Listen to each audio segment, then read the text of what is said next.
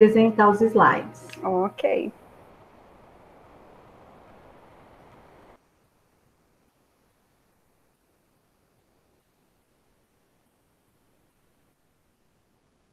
Tudo bem? Transmissão ok, Kelly? Tudo Karina? bem, Cláudia? Ok. Tudo certo. Perfeito, então vamos lá. Bom, pessoal, a Karina já me apresentou, né? Mas eu gostaria de falar um pouquinho mais a respeito. A minha primeira graduação foi em Educação Física e em Pedagogia. Eu exerci a profissão de educadora física por 20 anos. Sou especialista em treinamento físico individualizado pela Unesp, em psicomotricidade pela Faculdade de São Luís, em psicopedagogia pela FAMERP e em neuropsicopedagogia aí pelo Instituto IMPEX. Então, hoje, a ideia dessa aula veio de encontro às dúvidas dos recém-formados em neuropsicopedagogia, em psicopedagogia, naquele início, né? A pergunta é, e agora, como eu vou começar? Então, eu tenho muito contato com estagiários desta área, né? E eu senti, assim, a dificuldade, né? E os anseios em saber, assim, como é que eu vou lidar com a família, com os pais, né? De que forma eu faço essa abordagem, né? Haja visto tantas dificuldades que as crianças apresentam e como essa família chega, né, até a gente. Então, para que nós tenhamos aí, como essa foto aí de fundo, né? Essa alegria dessa profissional com uma criança, já num processo de intervenção, então nós precisamos passar aí por alguns, né? Permear alguns caminhos, certo? Então, geralmente, essa criança, ela vem encaminhada para o psicopedagogo mediante uma queixa, né? Então, essa queixa, ela chega para a família, ou através da saúde, né? Neuropsicólogo, fonoaudiólogo, neuropediatra, enfim, as áreas afins aí, ou a maneira mais, assim, a que ocorre mais é pela escola, né? Então, a escola acaba informando a família sobre as dificuldades dessas crianças, tá? Quando essa família recebe essa notícia e esse encaminhamento passa para o psicopedagogo, a primeira atitude do psicopedagogo neste processo é a realização da anamnese, ou seja, a anamnese, ela é um questionário de entrevista. Através da anamnese, pessoal, nós conseguimos aí um ganho de até 85% de informações valiosíssimas sobre essas crianças, ou esta criança específica, né, para o processo de rastreio e, em seguida, de intervenção psicopedagógica. Após a anamnese, nós aplicamos as atividades baseadas em evidências científicas, sempre baseadas em evidências, né, sobre um rastreio. São sessões que duram aí, dependendo da queixa desse aluno, uma média de 5 sessões, até 7 sessões no máximo, tá? Feito esse rastreio, nós montamos e organizamos, planejamos um relatório, damos a devolutiva a esses pais, tá? Feita a devolutiva, nós entramos aí com um processo de intervenção, tá bom? Então, nós vamos desmembrar todo esse assunto, tá? Então, vamos lá. Função executiva, eu não vou me aprofundar, mas assim, é muito importante que nós, profissionais da área, nós tenhamos aí a nossa função executiva bem fechada, né? Nós sabemos que nós não nascemos com a função executiva, ela vem desde o nascimento ali, o pico maior da função executiva gira em torno ali dos 6 anos, né? E aos 20 anos era como se esse ciclo se fechasse. Então, tudo que nós temos que aprender mediante o nosso desenvolvimento, organização, planejamento, ele se fecha ali em torno dos 20 anos, tá? Então, como é que eu vou fazer uma entrevista com uma família, né? Essa entrevista, essa mãe chega até o nosso consultório já com uma queixa da escola, com ansiedade, muito nervosa, pode ver com o pai, pode ver com outro familiar. Então, como eu, enquanto profissional, vou estar recebendo essa família, tá? Então, eu tenho que ter uma flexibilidade cognitiva voltada para considerar os diferentes caminhos para resolver alguns problemas que podem surgir durante a anamnese. Então, se eu não souber sair de algumas situações, problema que pode ocorrer na anamnese, eu vou ter um grande problema, tá? E adaptar a demanda do ambiente. Por quê? Eu preciso de um planejamento. Então, o que seria adaptar a demanda do ambiente? Não seria eu ter uma sala maravilhosa, né? Eu posso trabalhar numa sala simples, tranquila, né? Essa adaptação seria quanto aos distratores. Se eu estou ali com uma família, num processo de entrevista, num processo de anamnese, quais são esses distratores que podem me atrapalhar? Né? Então, o meu celular, ele tem que estar longe, o celular da pessoa que eu vou estar fazendo a entrevista, né? Eu indico que eles desliguem ou que eles deixem no silencioso, porque ali é um momento nosso, tá? Então, esse é o meu planejamento para que eu possa, em alguma situação, problema, ter a flexibilidade cognitiva para sair dela, certo? Quando eu penso ainda em função executiva, eu penso em controle inibitório, tá? Ou seja, eu tenho que manter o foco nesta mãe, tá? Eu vou falar mãe para não ficar falando o tempo todo mãe, pai, familiares, tá? Então, para eu manter o foco nessa mãe, manter o foco sobre as respostas que ela me dá e sobre aquilo que eu ainda consigo colher dela, que talvez não esteja ali no meu questionário de entrevistas, certo? E eu tenho que ter um controle o que eu não posso ter é um controle de comportamento inadequado. O que seria isso? Interromper a mãe a todo momento, atender o celular durante a anamnese, fazer questionamentos que não fazem parte ali do contexto, né? Isso é controle inibitório. Sou eu estar ali focado no que eu preciso, envolvendo esta mãe, sem que distrator algum me atrapalhe, certo? Quando eu penso ainda em função executiva, eu penso na memória operacional.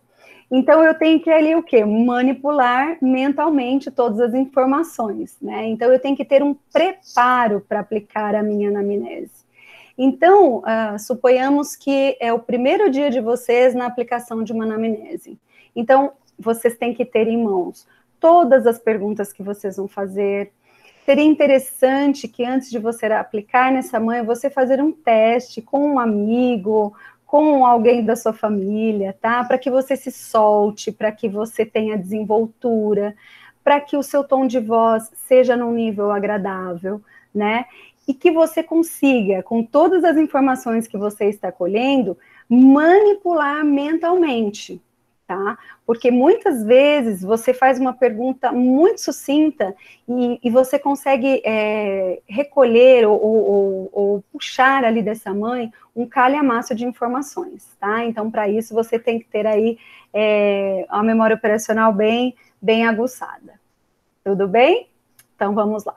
Quando eu falo sobre famílias com vulnerabilidades, nós vamos pensar quais são essas vulnerabilidades. Nós não vamos pensar aqui em classe social, certo? Porque todas essas vulnerabilidades, sistemas sociais e econômicos, problemas de saúde física e mental, elas permeiam hoje todos os níveis socioeconômicos, tá?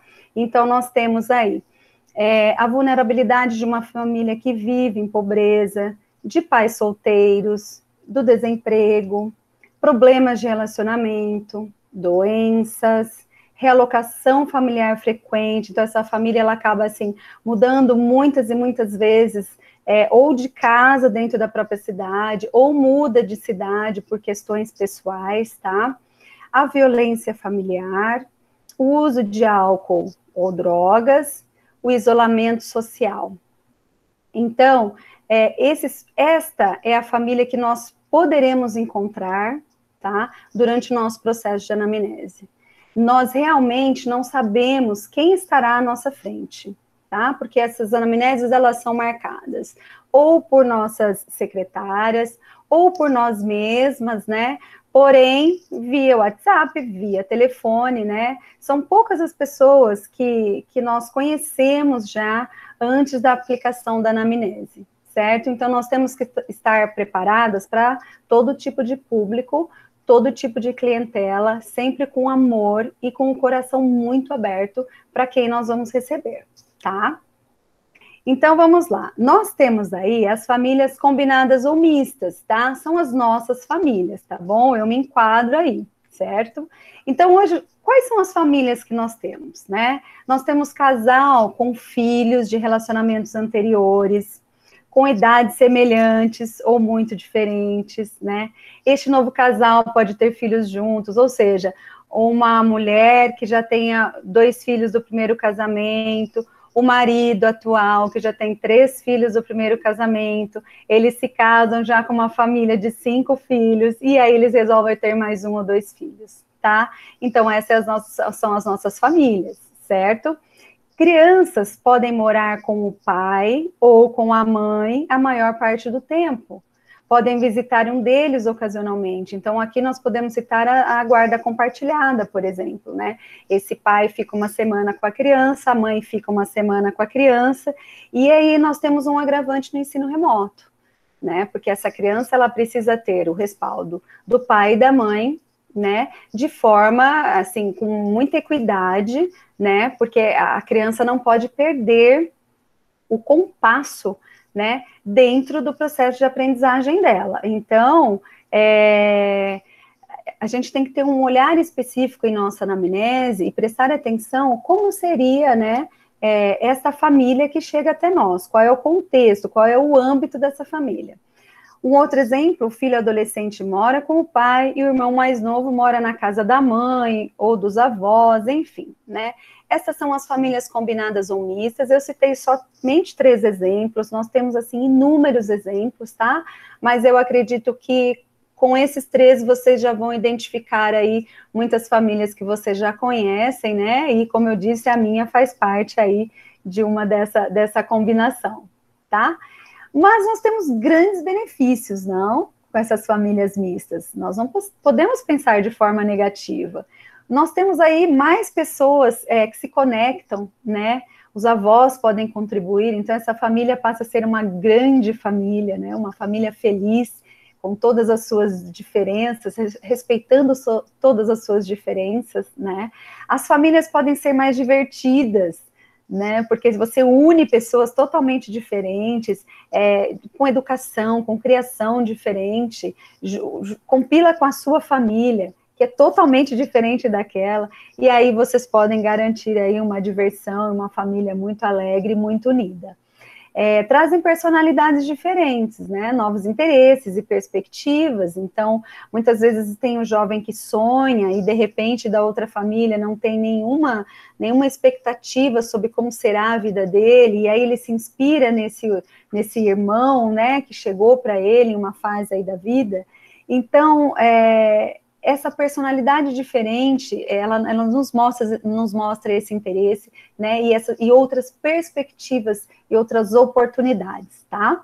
Os padrastos e as madrastas podem ser uma excelente fonte de apoio, né? Eles vêm para ajudar, eles vêm para auxiliar, eles vêm para contribuir, tá? Então, assim, nós não podemos ver tanto os padrastos como as madrastas como, né, o vilão da história, né? Nós também temos que entender que eles são parte daquele meio, né? E que eles realmente podem ser um excelente apoio aí, tá? Os filhos aprendem a se relacionar com um número maior de pessoas. Então, aqui nós podemos destacar a tolerância, né? Então, nós podemos aí sermos tolerantes em muitas situações, porque dentro do nosso próprio âmbito familiar, né, a gente precisa desenvolver, né, essa questão de sermos mais tolerantes com o próximo, tá bem? Bom, quando nós pensamos em anamnese, pessoal, realmente a nossa cabeça fica dessa forma, né? Nós ficamos assim, meu Deus do céu, minha primeira anamnese, a minha primeira mãe, o meu primeiro familiar, o que eu vou fazer, Quais são as perguntas que eu vou fazer para essa mãe e o que eu quero colher dessa mãe e para quê? Então, qual é o meu objetivo com essa anamnese e qual vai ser a minha meta final com ela, tá? Então, vamos pensar. Primeiramente, turma, quando nós vamos pensar em anamnese, nós temos que antecipar alguns gestos, alguns movimentos, algumas atitudes. Então, como eu vou acolher esses pais? Essa é a primeira pergunta que eu tenho que fazer, tá? Então, nós temos que pensar assim, ó, criar um ambiente seguro na acolhida aos pais, para que confiem em você desde o primeiro olhar. Nós temos, isso é característico da gente, eu não posso dizer que isso é só das mulheres, tá? Os homens também têm um pouquinho, né? Nós temos, assim, uma mania de observar a pessoa, né, de cima para baixo. Isso é nosso. Quando nós estamos percebendo, nós já observamos o calçado que ela está, nós já observamos se ela está maquiada ou não, né? Isso é característico. E a máscara complicou a nossa vida, porque agora o nosso olhar, ele fica em evidência, e aí não tem nem como disfarçar, né? Então, quando eu estou dentro da minha sala, não importa como é a minha sala, tá? Isso eu quero deixar muito claro. O ambiente que você vai atender esse pai, essa mãe, ele não precisa ter luxo. Ele precisa ter higiene, ele precisa ser ventilado, ele precisa ter iluminação. Mas, acima de tudo, ele precisa ter amor para o acolhimento, tá? Então, quando esse olhar é lançado a essa mãe, independente de qual classe social ela pertence, né? Como vai ser essa troca de olhar? Porque ela vai te observar. Ela vai observar tudo em você, tá? Como você se porta, como você se veste, como você vai abordá-la, tá? Então, você tem que estar preparado para o acolhimento desta mãe, tá? Eu falo sempre isso. Vamos acolher gentilmente, né? Nós sabemos que essa mãe, ela vai passar por um processo ali dentro da anamnese, provavelmente de um nervosismo, porque nós vamos extrair dessa mãe algumas perguntas que possam mexer muito com o emocional dela. Então, receba esta mãe, abrindo esta porta, acolhendo com o teu olhar e com a tua fala. Dirige essa mãe a qual cadeira ela tem que sentar, ela precisa sentir essa segurança, tá? Ofereça a ela um copo d'água. Não adianta só deixar a jarra ali com a água e o copo, ela não vai ter essa liberdade de pedir essa água a você. Ela está ali sofrendo, com máscara, garganta secando, né? E ela não vai fazer isso. Então, ofereça, sirva, né? Deixa uma caixinha de lenço de papel, um lixinho para que ela possa descartar esse lenço de papel, sempre tudo muito próximo a ela, tá? Seja gentil. Essa é a primeira, assim, para mim, o que é mais importante, a gentileza no acolhimento, certo? Perceba essa mãe, tá? Nós temos esse feeling, e esse feeling, ele vem das funções executivas, tá? Perceba a ansiedade dessa mãe, perceba a insegurança, tá? Como ela senta, como ela observa o ambiente, como ela olha para você, né? Muitas vezes a mãe, antes de se sentir segura, ela não te conta aquilo que você precisa saber. E aí, num segundo encontro, ela pode dizer, olha, Cláudia, eu me lembrei de alguns pontos que você me perguntou e agora nós podemos conversar novamente. Por quê?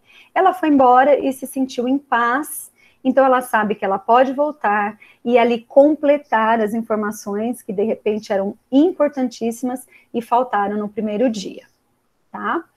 Forneça suporte para essa mãe sem julgá-la. Nós não estamos na condição de julgamento, nós estamos na condição de acolhimento.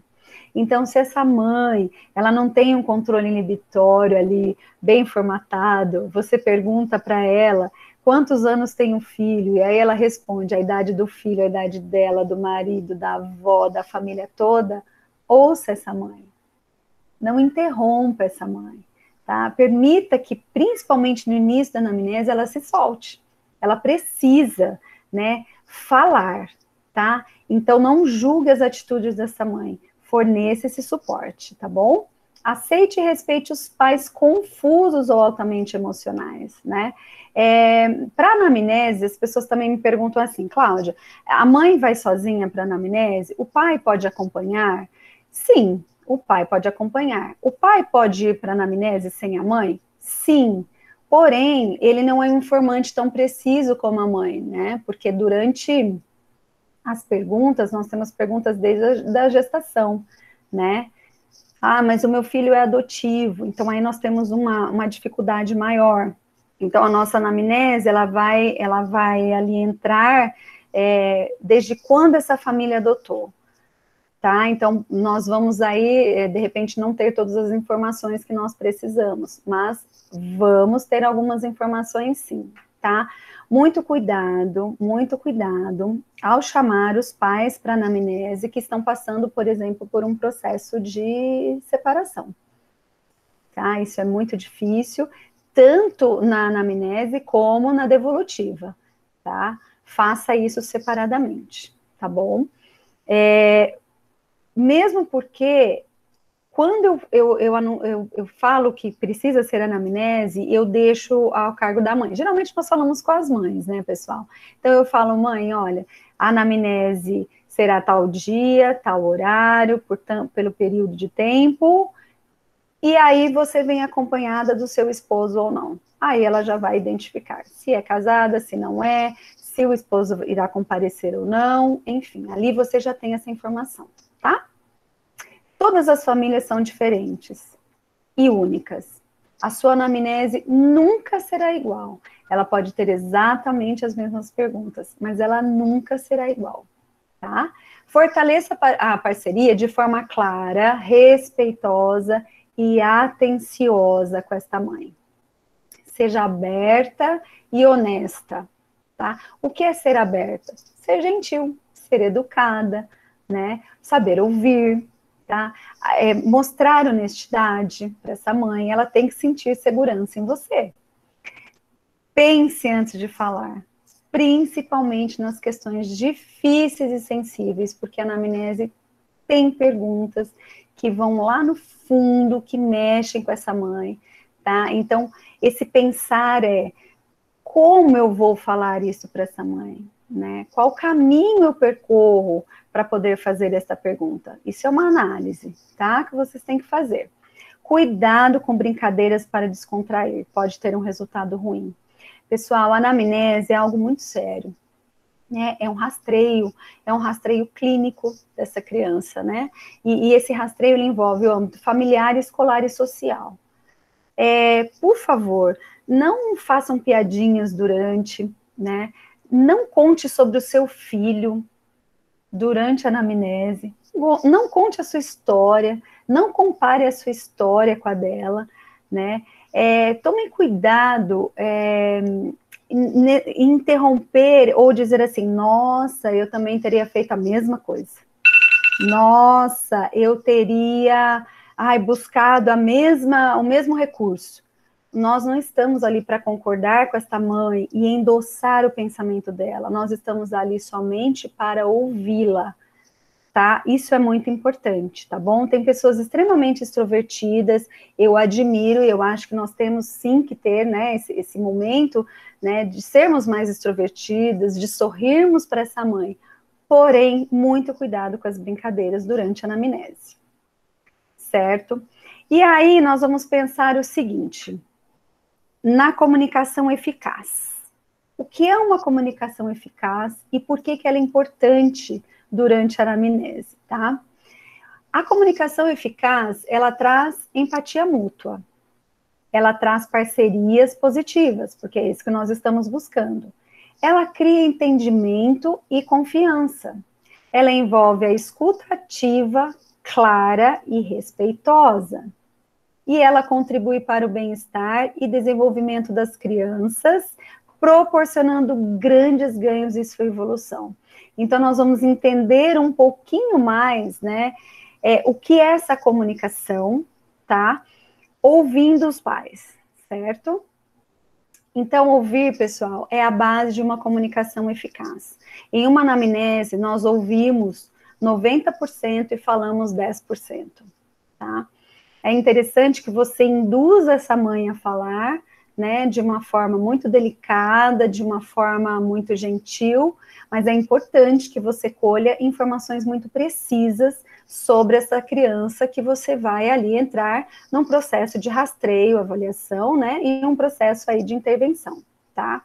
Então, quando você ouve bem esta mãe, você valoriza a opinião que ela passa para você, você valoriza as ideias, as experiências de vida que essa mãe, juntamente com a família, tem e as preocupações essenciais desses pais, tá? Quando você ouve bem, você obtém um conhecimento profundo sobre a criança e a família. Então, guardem muito bem esse slide, tá? Vamos ouvir bem, vamos ter uma comunicação eficaz, né? A comunicação receptiva, ela é grandiosa, tá? A expressiva também é grandiosa. Neste caso, nós temos que executar com menos afinco a expressiva, né? E a receptiva, assim, com maior afinco. Tudo bem? Então, vamos lá. E aí, ouvindo os pais durante a anamnese, né? Como eu posso passar isso a esses pais? Como eu vou conseguir fazer isso, né? Durante a anamnese é interessante eu usar esses termos. Aham, ok, eu entendo, tá? E não fazer aquelas interrupções desnecessárias, tá? E até mesmo, assim, invasivas durante a anamnese, tá? Usem palavras mais simples, tá?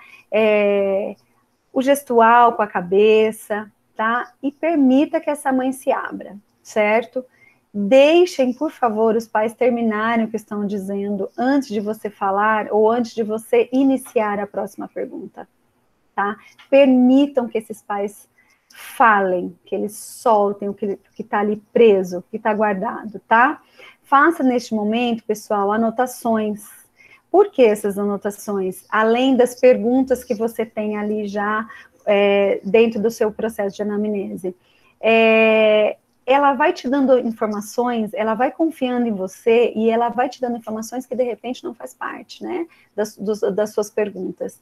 Então, assim, sempre tem ali mais um rascunho ou na própria anamnese no final dela, eu vou dar uma demonstração de anamnese, um espaço para isso, tá? Aí, se ela te falar algo além, fala, olha, mãe, só um minutinho, eu só vou anotar essa informação que é muito importante, e aí você vai lá no final da folha da sua anamnese e faz a anotação, tá? Resuma o que os pais disseram, mas verifique se você entendeu corretamente. Resumir não significa cortar palavras, tá? Resumir é entender o que esse pai falou e passar para o papel. Tá bom? Cuidado para vocês não fazerem omissões de informações quando vocês vão fazer esse resumo aí, tá? Verifique se você entendeu corretamente. Senão, você faz a retomada com a mãe, no momento ali, mãe, olha, por favor, você pode me repetir essa resposta? Não há problema nenhum nisso, tá? Vamos lá. Verifique o sentimento e o conteúdo do que os pais disseram. Qual foi o sentimento que ele colocou naquela resposta? Foi de dor, de angústia, de alegria, de sofrimento, né? E em que conteúdo? Falando do quê? Falando do âmbito familiar, falando das dificuldades na escola, falando da própria criança, das dificuldades de socialização dessa criança, tá? Presta muita atenção nesse sentimento, tá bom? Use perguntas abertas para obter mais informações. O que seria isso? Por exemplo, em quais momentos e locais sua filha é agressiva? Quais são? Porque a mãe pode dizer, nossa, minha filha é muito agressiva. Tudo bem, mas ela é só no ambiente familiar? Ela é no ambiente familiar e no ambiente escolar? Ela é no ambiente familiar, escolar e no ambiente social? Tá? Então, essas informações, elas são muito importantes. E sempre, pessoal, coloque-se no lugar dos pais, tá? Suas perspectivas, mesmo que discorde do que eles estão dizendo. Mesmo que vocês achem aquilo um absurdo, tá? Coloque-se no lugar dele. Isso, assim, é um princípio para a sua anamnese ser brilhante, tá? E isso é essencial. tá bom? Então, vamos lá. Aqui eu vou deixar para vocês um resuminho de tudo que eu falei, tá? É importante que vocês tenham como objetivo e para que você chegue na meta final, que será um processo de intervenção positivo, satisfatório, baseado em evidências científicas, certo? Então, o objetivo da anamnese é fortalecer a parceria de forma clara, respeitosa e atenciosa com esta mãe, que você seja aberto e honesto, que você pense antes de falar, principalmente nas questões difíceis e sensíveis. Cuidado com as brincadeiras para descontrair, pode ter um resultado ruim. Use linguagem comum do dia a dia, tá? Se na sua anamnese tem a pergunta enurese noturna, pergunta para a mamãe se ele faz xixi na cama à noite, tá? Se tem onicofagia, pergunta para a mamãe, na sua pergunta para a mamãe se essa criança rói unhas, tá? Mude a linguagem no momento da anamnese, tá? Se você não tiver certeza de sua resposta, não precisa responder imediatamente para esta mãe. Ela pode te fazer alguma pergunta ali que, de repente, você, né, fale, nossa, eu não consigo responder. Fala, mãe, não consigo te dar essa resposta nesse momento. Mas quando você retornar para trazer o seu filho para o processo de intervenção, de rastreio, nós voltamos a falar, tá? Nunca deixe a mãe sem uma resposta, tá bom? Encontre os aspectos positivos dos pais e da criança avaliada, tá? Não se apeguem somente ao que é negativo, tá bom? E porque os aspectos positivos, eles são muito importantes. Então, vamos lá. A construção da anamnese, como ela se dá? Nós temos que ter um pensamento clínico, especialmente, tá? E um rastreio geral sobre o âmbito familiar, escolar e social do atendido.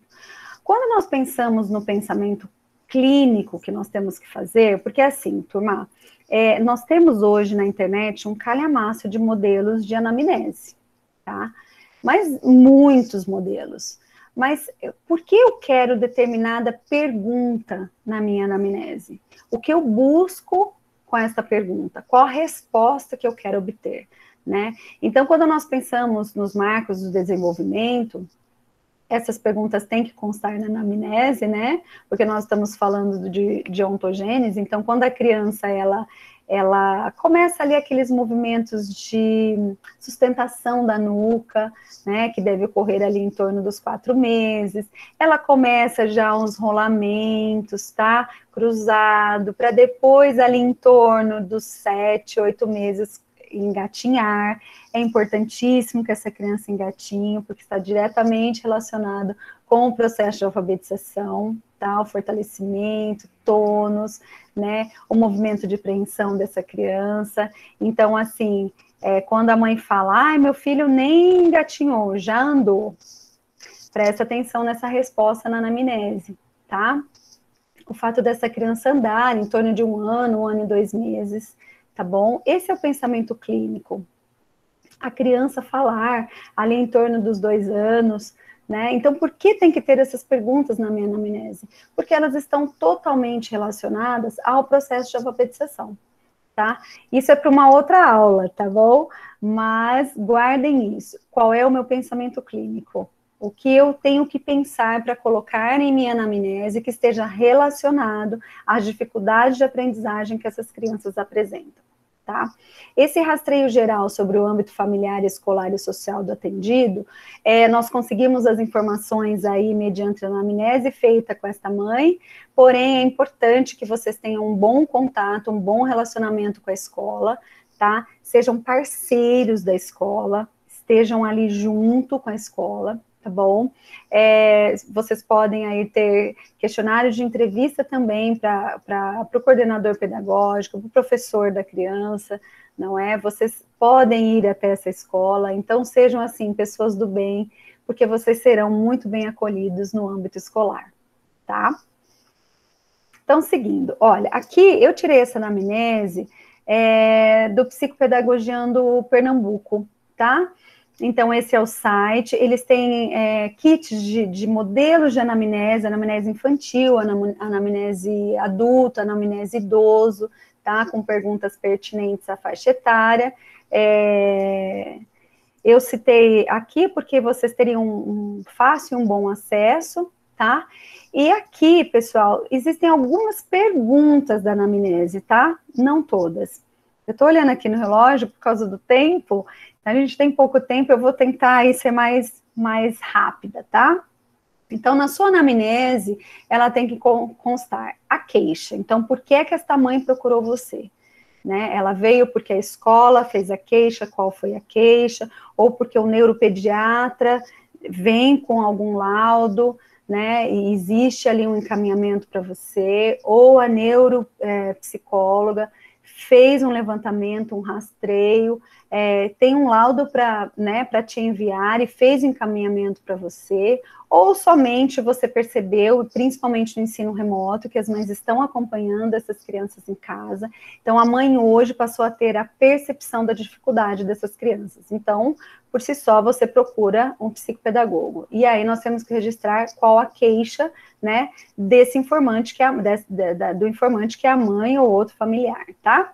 A data, essa é a identificação, né, nome, endereço, tá? Se faz algum acompanhamento médico, faz uso de medicação. Eles colocaram aí a religião, tá? Isso é optativo, porque de repente você precisa atender essa criança aos sábados, e aí, dependendo da religião, não é permitido, tá? Esse ponto vocês colocam, se acharem pertinente ou não, tá bom? Como é o âmbito familiar, né? Quem é o pai dessa criança, a mãe, a profissão, a situação conjugal, tá? Como funciona esse ambiente familiar, né? Desde o momento que se acorda nesta casa até o momento em que se vai dormir, como é a rotina, existe rotina, pessoal, rotina é saúde, tá? Quem não tem rotina não tem saúde, certo? Então, a gente tem que fazer um rastreio desse contexto, como ele funciona, tá? Quem cuida dessa criança na ausência dos pais, certo? Na questão da escolarização, a escola que estuda, se migrou muito de uma escola para outra, né? Quais os motivos dessa transferência? Se é um aluno que ficou aí retido em alguma série, por que ele ficou, tá? Se ele tem a orientação dos pais nas tarefas, quem faz essa orientação, certo? Se houve dificuldade na adaptação dessa nova escola, tá? Que ele está, agora com a pandemia, nós estamos tendo, eu sinto e percebo isso na clínica, as mães estão fazendo algumas trocas de escola, da privada para o estado, da privada para a municipal, né? Ou vice-versa. Então, existe uma adaptação aí, talvez um pouquinho mais complexa para essas crianças, certo? Como é o histórico, né, a gestação, como foi esse parto, o peso, a estatura dessa criança, né, se houve uma depressão pós-parto, algum conflito durante essa gestação, se a mãe sofreu dificuldades emocionais neste período, como foi o desenvolvimento, que eu já acabei descrevendo para vocês, tá? Se é uma criança que apresenta gagueira, choro frequente, controle de esfíncter, se é uma criança que consegue ali, por exemplo, ela sente uma vontadezinha de usar o banheiro, mas ela tem esse controle, ela não faz na roupa, né? Controle da enurese, né, que não fica ali fazendo esse xixi na cama tanto à noite, que é a enurese noturna, como durante o dia. A encoprese, como é esse intestino dessa criança, né? Como ela usa esse banheiro, tá? É importante nós sabermos, nós temos essas informações.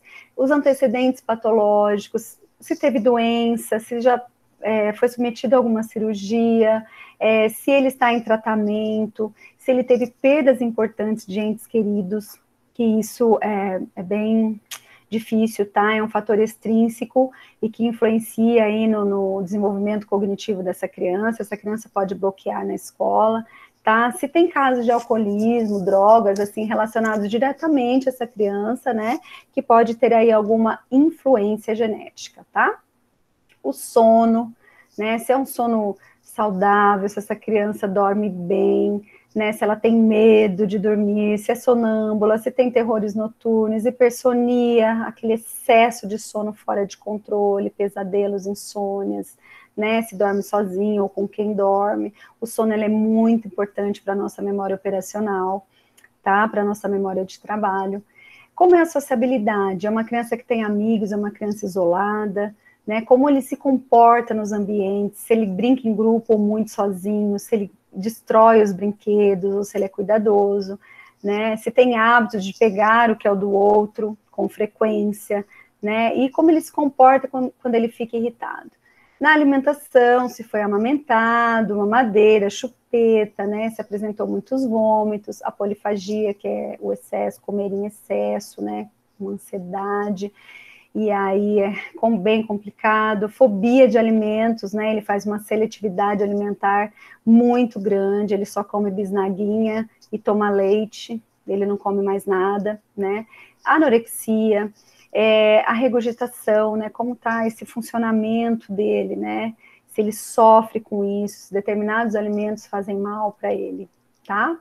Apresenta os comportamentos de inquietação motora contínua, se ele corre fora de hora, se ele salta em momentos que não é para fazer, né, dificuldades em manter sentado, porque a sala de aula exige isso, mudança rápida de atividade, então nada fixa, nenhuma atividade fixa essa criança, né, por um tempo pré-determinado, né, se ele tem maneirismos, se apresenta onicofagia, né, roer unha, autolesão repetitiva, birra frequente, enfim, medos, esses medos são do quê? Sudorese nas mãos e pés, introversão, extroversão, se é curioso, ou seja, aqui nós temos muitas perguntas a fazer, tá? E aí nós colocamos outras perguntas, né, a questão do aniversário, se tem essas festinhas, né, se tem essa união familiar, se essas datas são importantes, né, porque elas são extremamente importantes, como elas são organizadas e planejadas, como é dado limite a essa criança, né, quem dá, de que forma é dado esse limite, como essa criança reage, né, quais os interesses e potencialidades dessa criança, se ela faz uma aula de natação, de judô, se ela frequenta o CRAS com atividades diversificadas, né, enfim. E quais são as potencialidades dela, né? Todos eles são capazes de aprender, né? Onde está o potencial dessa criança, certo? E no final, lembra que eu falei, olha, eu vou deixar para vocês, na última página, né, o que vocês gostariam de acrescentar. Algo além, né, das perguntas que vocês fizeram, que seja pertinente para vocês colocarem aí na anamnese. Precisamos que o informante, pai, mãe ou qualquer outro grau de parentesco, assine a anamnese, né? E você também, profissional. Tá bom? Então, quando nós fechamos essa anamnese, eu dei um modelo simples de anamnese, tá? Nós aprofundamos muito uma anamnese. Ela tem duração de 1 hora. Eu, Cláudia, especificamente, eu nunca marco um paciente após a anamnese. Por quê? Essa anamnese nós temos, assim, nós esperamos que ela demore 60 minutos, tá? Porém, se você tem uma mãe passando por um processo de dificuldades homéricas, essa mãe pode ficar com você até 1h30.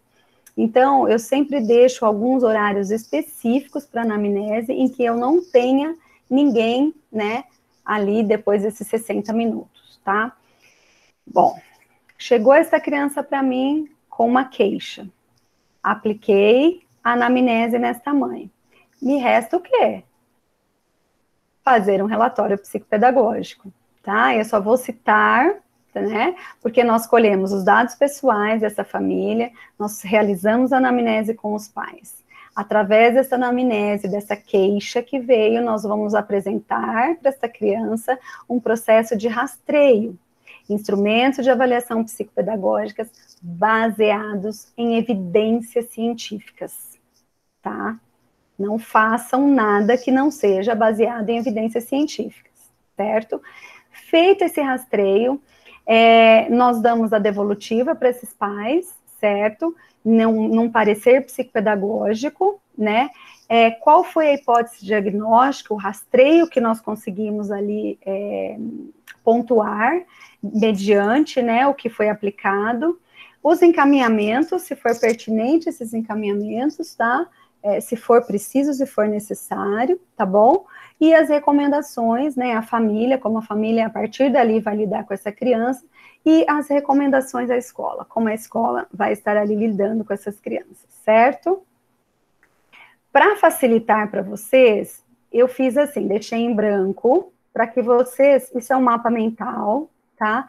Então, eu apliquei a minha anamnese nessa criança, para que eu não tenha que voltar e ficar consultando, então eu faço um mapa mental, o nome da criança, principais dificuldades no âmbito escolar, no âmbito familiar, resultado, se ele veio já com um laudo, né, e o resultado do meu rastreio psicopedagógico, tá? E aí, eu me baseio nesse mapa mental de uma forma fácil, visível ali para mim, para que eu possa desmembrar o processo de intervenção, um processo de 6 meses de intervenção, e pelo ensino remoto, né, ouvindo a doutora Simone Capellini, ela nos coloca que o processo de intervenção, ele vai chegar a 1 ano, tá? E não mais a 6 meses, por causa do déficit aí que está, né, permeando a vidinha dessas crianças, tá bom? Eu deixei essa, chama entrevista estruturada para professores, tá? Ela é uma entrevista, na verdade, para você fazer com os professores, porém, ela dá para os iniciantes, né, que vão aí partir para a primeira anamnese, ela dá um caminho, um norte muito bacana, com boas informações, tá? É da Booktoy, é só vocês entrarem no site da Booktoy, e inclusive está em promoção essa semana, valendo a pena, tá? A bibliografia, deixei para vocês, tá bom? E o meu agradecimento, né, o meu Instagram, que é @claudiafreitaspsicopedagogia, o Instagram do Instituto IPEX, @IPEX Instituto, e o meu celular, se vocês tiverem alguma dúvida, podem entrar em contato via WhatsApp ou através do meu Instagram. Cláudia, muito obrigada, muito produtiva a sua aula, né, bem esclarecedora. Obrigada, Karina. É tão gostoso, né, a gente receber informação, né, informação de qualidade. Eu vou abrir rapidinho, se alguém quer fazer alguma pergunta. Perfeito, estou à disposição. Se alguém quiser, pode abrir o microfone ou postar no chat. Fiquem à vontade. Ou, se não se sentirem à vontade, pode depois entrar em contato, né, pelo Instagram ou pelo... Isso. Ô, Cláudia, você, por favor, né, interrompe a sua apresentação para a gente ficar na tela cheia.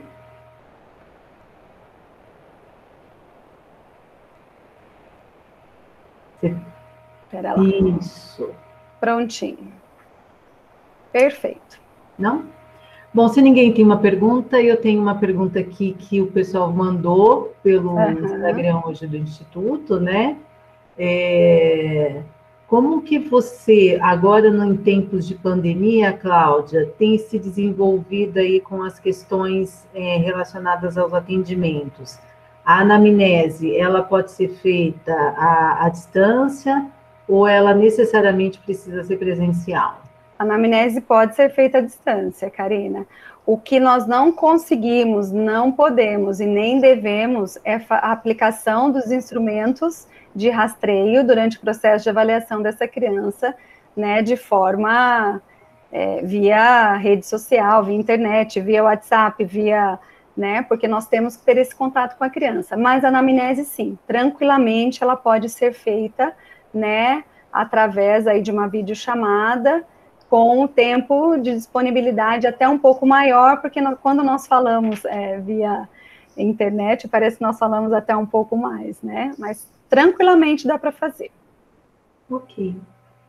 Então, acho que era isso. Não sei se a Kelly quer falar alguma coisa. A Kelly está aí com a gente também. É a nossa sócia lá no Instituto. Eu gostaria de te agradecer, Cláudia, e dizer que você fez colocações que foram muito pertinentes, né?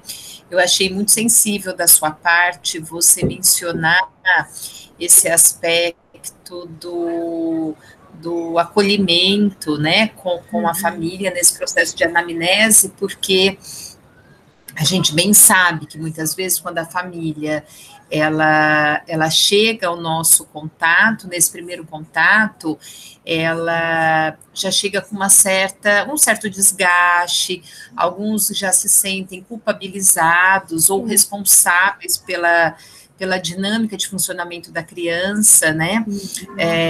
Então, assim, eu achei muito importante, porque eu costumo frisar muito isso para os alunos, né?